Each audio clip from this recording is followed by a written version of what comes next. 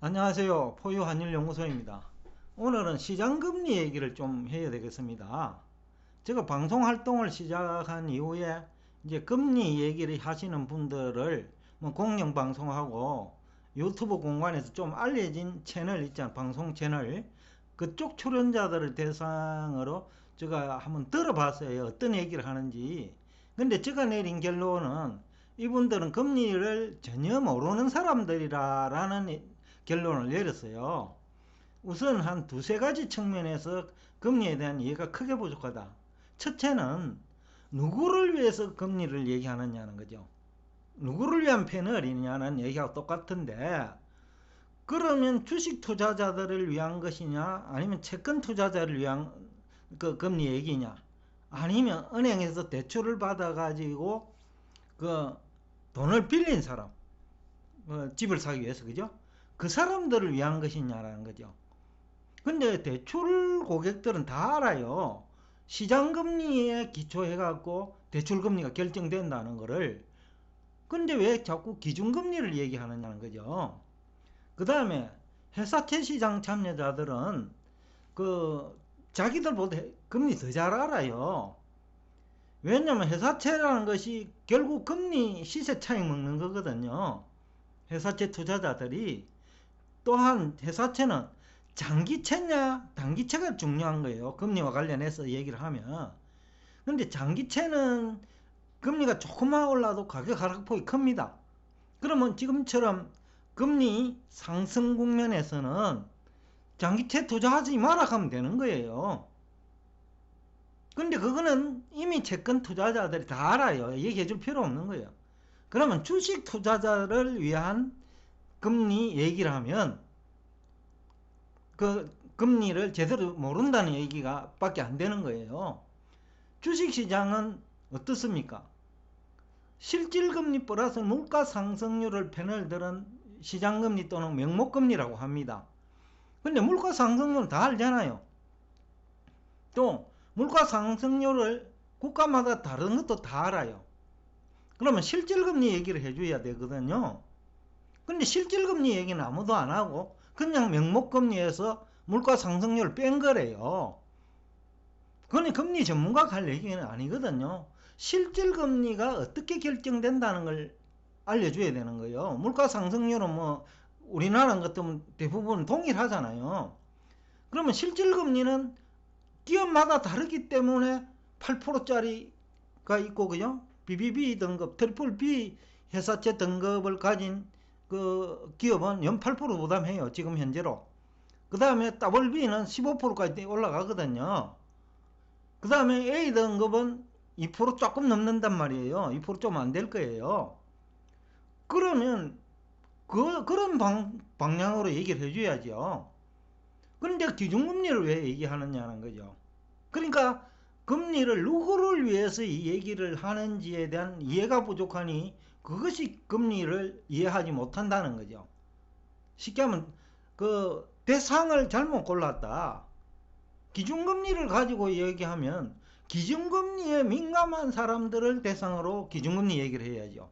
그런데 대출도 시장금리에 기초해갖고 대출이 일어나고, 기업도 자금 조달할 때 시장금리에 기초해가지고 자금 조달해요. 그리고 신용도가 낮은 기업들은 연 8%를 줘야 되고 연 15%를 줘야 돼요. 그러면 그런 얘기를 구체적으로 해줘야 되는데 그 얘기를 하는 금리 전문가는 한 명도 없다라는 거죠. 또 하나, 물가 상승률 이 얘기인데 실질금리는 뭐 모른다 치더라도 물가 상승률 다 알잖아요. 근데 물가 상승률을 증가시킬 수 있는 기업들도 적지 않고요. 기업은 대부분이 그 원자재 가격이 상승하면 원자재 가격 상승분을 증가시킵니다. 그러면 기업이 채권을 발행할 때 물가 상승에 의미가 없는 거예요. 그렇잖아요. 증가시키니까. 그러면 A라는 기업이 연 8%라고 하는데 물가 상승을 하든지 안 하든지 걔들은 연 8%예요. 연 8% 이상이라는 거죠. 그러면 물가 상승률을 굳이 얘기할 필요가 없다는 거죠. 신용도 낮은 기업은. 그러면 왜 그러면 연 8%냐? 부채 상환 능력이 의심을 받는 거예요.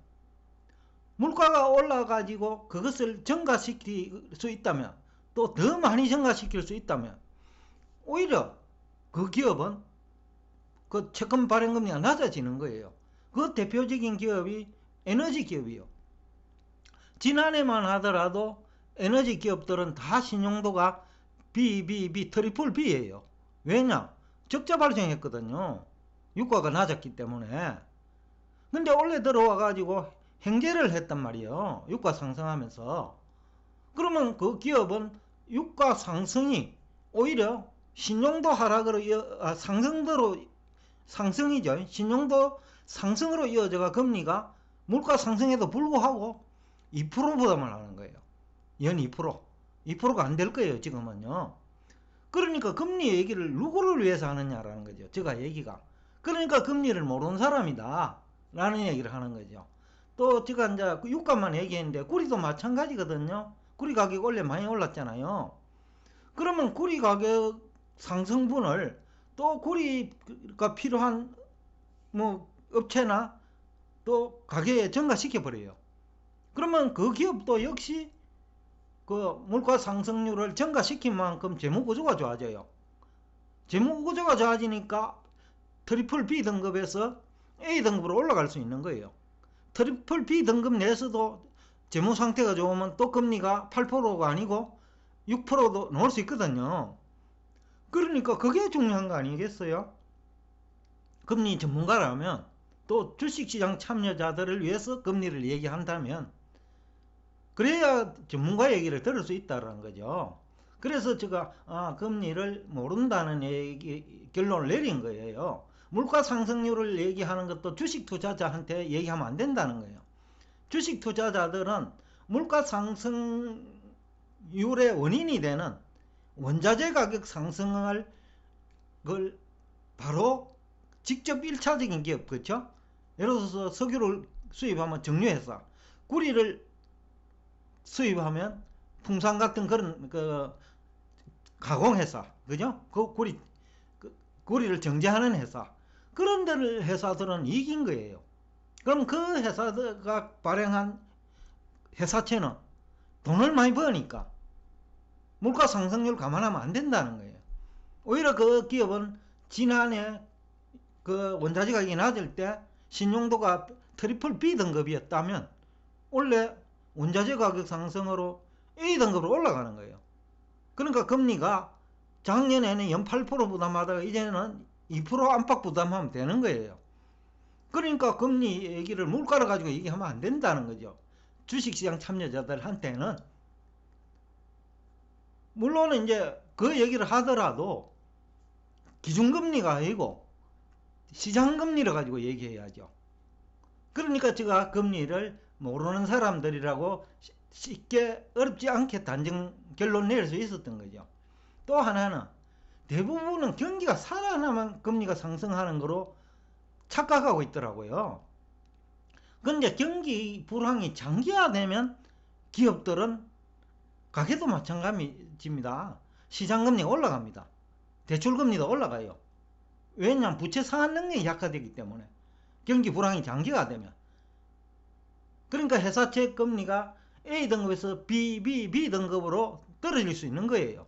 또 트리플 B에서 더블 B로 떨어질 수 있는 거예요. 그럴 때 이제 금리는 급등해 버리거든요. 그래서 정시 참여자들을 위해서 하는 얘기라면 이것도 초점을 잘못 맞췄다. 그러니까 금리에 대해서 얘기를 잘 모르니까 대상이 주식 투자자인데 대부분이. 근데 그 얘기를 하지 못한다는 거죠. 하지 못하니까 금리에 대한 실력이 부족하다는 얘기를 쉽게 결론 내릴 수 있잖아요. 자, 그래서 에너지 기업은 제가 앞에서 얘기를 했고, 그런데 이제 우리나라의 경우도 그렇고 다른 나라 다 마찬가지입니다. 회사채는 트리플 B와 AA 등급은 금리가 6% 이상 차이 나요. 미국도 한 6% 정도 차이 나요. 작년에 에너지 기업들이 연 10% 부담한 걸로 알고 있거든요. 그러니까 그 정도로 차이가 나는 거예요. 그래서 등급이 중요하다. 그래서 금리 전문가라면 주식시장 참여자들을 대상으로 얘기한다면 이 얘기를 해줘야 되는 거예요. 그렇지 않겠어요? 그래서 신용 등급이 올라갈 거냐 내려갈 거냐 이 얘기를 해야 금리 전문가라는 거죠. 그 다음에 이제 일반적인 얘기인데, 돈을 가지고 있는 사람 입장에서는 물가 상승률이 중요하지요. 왜냐하면 최소한도로 물가 상승률은 보상받아야 되겠다. 그래서 이분들은 은행 예금 안 합니다. 왜냐하면 예금금리 낮으니까. 그래서 아파트를 사거나 주식에 투자하는 거예요. 에너지 기업, 그죠? 물가 상승의 수혜 기업, 원자재 가격의 수혜 기업, 매 투자하는 게 낫는 거거든요. 그리고 또 돈을 빌려주는 사람 입장에서는 부채 상환 능력을 중시합니다. 물가를 그것도 중요하고, 그보다 더 중요한 거는 원본을 떼일 수 있느냐 없느냐의 문제잖아요. 그러니까 부채 상환 능력이 더 중요한 거예요. 그 얘기를 해줘야 된다는 거예요. 금리 전문가라면 최소한 한도로 그 공영방송이나 이름이 있는 패널, 그 유튜브 공간에 채널에 출연하는 분들이라면 이런 얘기를 해요. 부채 상환 능력이 대단히 중요하다. 이거는 물가의 문제가 아니다. 또 실질금리는 뭐냐를 얘기해 줘야 되는 거예요. 실질금리는 명목금리에서 물가 상승률을 뺀다 하면 그거는 초등학생이 얘기하는 더하기 빼기의 문제잖아요. 실질금리는 결국은 부채 상환 능력이란 말이죠. 부채 상환 능력만 향상되면 물가 상승률이 높아도 8%라도 연 A등급으로 올라가 버리잖아요. 기업은. 그 순간에 자금 조달 금리 2% 떨어지는 거예요. 그러니까 그런 식으로 얘기하면 안 된다라는 거죠. 그 주식 투자자들 대상으로 하는 얘기라면, 그래서 이제 부채 상환 능력이 중요하다라는 얘기를 하고, 부채 상환 능력은 신용 등급으로 나오는 거예요. 물가와 관계없는 거예요. 물가가 내리도 연 8% 부담해야 돼요. 왜? 부채 상환 능력이 없으니까요. 또 그 이상도 부담해야 돼요. 물가가 올라도 지금 연 8% 정도만 받을 수 있다 하면 더 이상 올리지 않는 거예요. 자, 그리고 이제 은행 얘기를 이제 좀 해야 되겠는데, 은행은 시장금리가 상승하면 요즘은요, 제가 옛날 기준금리 기준금리 아니, 그때는 시장금리를 아예 정했으니까 그때하고 달라요. 자유화가 되어 있기 때문에 시장금리 상승하면 대출금리 올려버려요. 근데 지금 현재 중앙은행은 시장금리를 따라가면서 기준금리 인상하니까 이미 의미가 없어요. 물론 그것도 경기 살리려고 하는 거니까. 경기가 살아나면 그럼 어떻습니까? 신용도 B등급이 A로 올라갈 기업이 많거든요. 그러니까 문제가 없는 거예요. 그래서 제가 이분들이 금리 관련 실력이 전혀 없다라는 얘기를 어렵지 않게 할 수 있는 거예요. 여러분 무슨 얘기인지 아시겠죠? 그죠? 여하튼 금리를 들을 적에 그 아무 의미도 없는 기준금리를 얘기하고 그런 사람을 또 전문가라고 초빙하는 것도 저는 웃겨요. 정시 참여자들을 대상으로 금리를 얘기하면서 왜 그 기준금리를 얘기해요? 왜 물가를 얘기해요? 원자재 가격이 상승하면 그 에너지 기업처럼 올라가는데 가격이 왜 물가 때문에 주식시장이 어렵니 안 좋니 얘기를 하느냐는 거죠.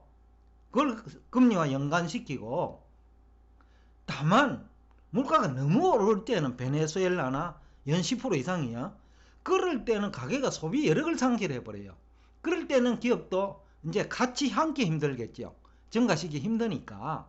그러나 연 5% 정도의 물가 상승률이라면 뭐 크게 제가 볼 적에는 기업에게는 큰 부담이 없다.